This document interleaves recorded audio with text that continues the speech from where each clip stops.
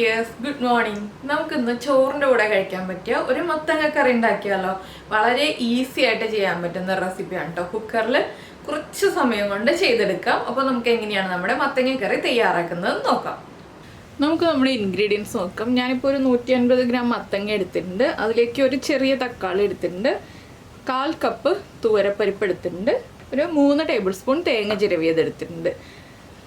അധികം ഇൻഗ്രീഡിയൻസ് ഒന്നും വേണ്ട കേട്ടോ ഈ കറിക്ക്. അപ്പോൾ നമുക്ക് ആദ്യം ഈ വെജിറ്റബിൾസും പരിപ്പും ചേർത്തൊന്ന് വേവിച്ചെടുക്കാം. ഇത് നമുക്കൊരു കുക്കറിലേക്ക് മാറ്റാം. ഞാനൊരു കുക്കർ എടുത്തിട്ടുണ്ട്. കുക്കറിലേക്ക് നമ്മൾ കഴുകി വൃത്തിയാക്കി വെച്ചിരിക്കുന്ന പരിപ്പിൻ്റെ കൂടെ തന്നെ നമ്മൾ കട്ട് ചെയ്ത് വെച്ചിരിക്കുന്ന മത്തങ്ങ ഒരുപാട് വലിയ പീസായിട്ട് കട്ട് ചെയ്യണ്ട, ചെറിയ പീസുകളായിട്ട് കട്ട് ചെയ്യുക. ഇതിലേക്ക് നമ്മൾ കട്ട് ചെയ്ത് വെച്ചിരിക്കുന്ന തക്കാളി, പിന്നെ ആവശ്യത്തിന് ഉപ്പ്. നിങ്ങൾക്ക് ഇപ്പോൾ മഞ്ഞൾപ്പൊടിയൊക്കെ ചേർക്കണമെങ്കിൽ ചേർക്കാം കേട്ടോ. ഞാൻ കുക്കറിലേക്ക് മഞ്ഞൾപ്പൊടിയും മുളക് പൊടിയും ചേർക്കാറില്ല, അതുകൊണ്ടാണ് ഇപ്പോൾ ചേർക്കാത്തത്. ഇതിലേക്ക് നമുക്ക് വെള്ളം ചേർത്ത് കൊടുക്കാം. ഈ മത്തങ്ങയും പരിപ്പും എല്ലാം കുക്കാവാൻ ആവശ്യമായ 1 കപ്പ് വെള്ളം ചേർത്തിട്ടുണ്ട്. എന്താണെന്ന് വെച്ചാൽ പരിപ്പ് കുക്കായി വരുമ്പോൾ തിക്കായി പോവും, അതിനനുസരിച്ച് വെള്ളം ചേർത്തിട്ടുണ്ട്. ഇനി ഇത് 2 വിസിൽ വരുന്നത് വരെ വേവിച്ചെടുക്കാം. ഇനി നമുക്കിതിലേക്ക് വേണ്ട അരപ്പ് തയ്യാറാക്കിയെടുക്കാം. അപ്പോൾ നമ്മളൊരു മിക്സിയുടെ ജാർ എടുത്തിട്ടുണ്ട്. അതിലേക്ക് നമ്മൾ എടുത്ത് വെച്ചിരിക്കുന്ന തേങ്ങ ചേർക്കാം. തേങ്ങയുടെ കൂടെ ഞാൻ 2 പച്ചമുളക് ചേർക്കുന്നുണ്ട് കേട്ടോ. ഇത് നമുക്ക് വെജിറ്റബിൾസിൻ്റെ കൂടെ ചേർത്ത് വേവിക്കാം, ഇല്ലെങ്കിൽ അരച്ച് ചേർക്കാം.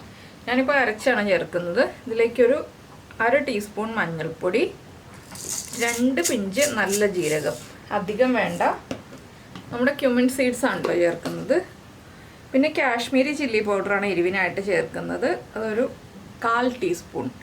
ഞാനിപ്പോൾ കാശ്മീരി ചില്ലി പൗഡർ ചേർത്തത് കൊണ്ടാണ് പച്ചമുളക് ചേർത്ത് അരയ്ക്കുന്നത്. നിങ്ങൾ എരിവുള്ള മുളക് പൊടിയാണ് ചേർക്കുന്നതെങ്കിൽ പച്ചമുളക് ചേർക്കണം എന്നില്ല. ഇനി നമുക്കിതൊന്ന് അരച്ചെടുക്കാം. ഇപ്പോൾ നമ്മുടെ അരപ്പ് നന്നായിട്ട് അരച്ചെടുത്തിട്ടുണ്ട്. അത്യാവശ്യം കുറച്ച് വെള്ളത്തോടുകൂടി അരച്ചെടുത്താലും കുഴപ്പമില്ല കേട്ടോ. എന്താണെന്ന് വെച്ചാൽ നമുക്ക് പരിപ്പായതുകൊണ്ടും മത്തങ്ങ ആയതുകൊണ്ടും കുറച്ച് കുറുകി പോകും. അപ്പോൾ ഈ അരപ്പ് മാറ്റി വയ്ക്കാം. ഇനി കുക്കറിൻ്റെ വിസിലൊക്കെ വന്നിട്ട് നമുക്ക് ബാക്കി കാര്യങ്ങൾ ചെയ്യാം. ഇപ്പോൾ നമ്മുടെ കുക്കറിൻ്റെ പ്രഷറൊക്കെ പോയിട്ടുണ്ട്. നമുക്ക് തുറക്കാം.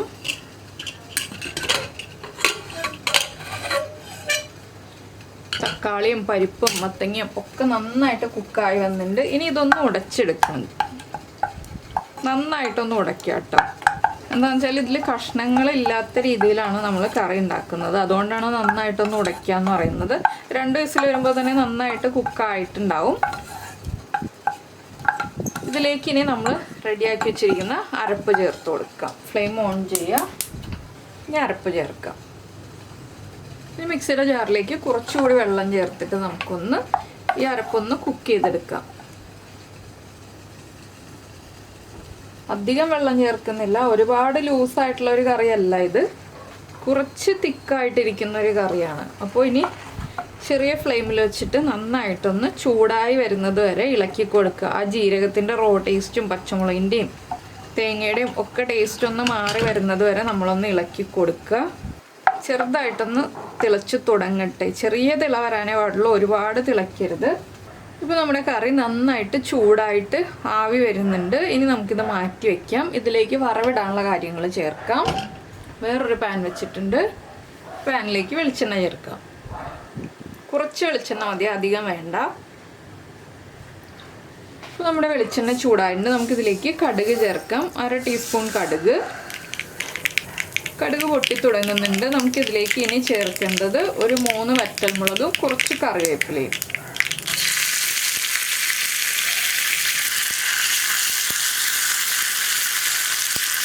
ഇതൊന്ന് നന്നായിട്ട് കുക്കായി വരുമ്പോൾ നമുക്ക് ഫ്ലെയിം ഓഫ് ചെയ്തിട്ട് ഈ ചൂടെണ്ണയിലേക്ക്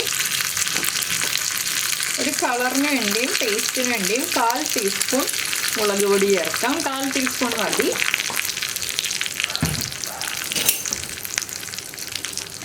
ആ മുളക് പൊടിയും കൂടി ചേർത്ത് ഒന്ന് ഇളക്കി കൊടുക്കുക. ഇനി നമുക്കിത് നമ്മുടെ കറിയിലേക്ക് ചേർത്ത് കൊടുക്കാം.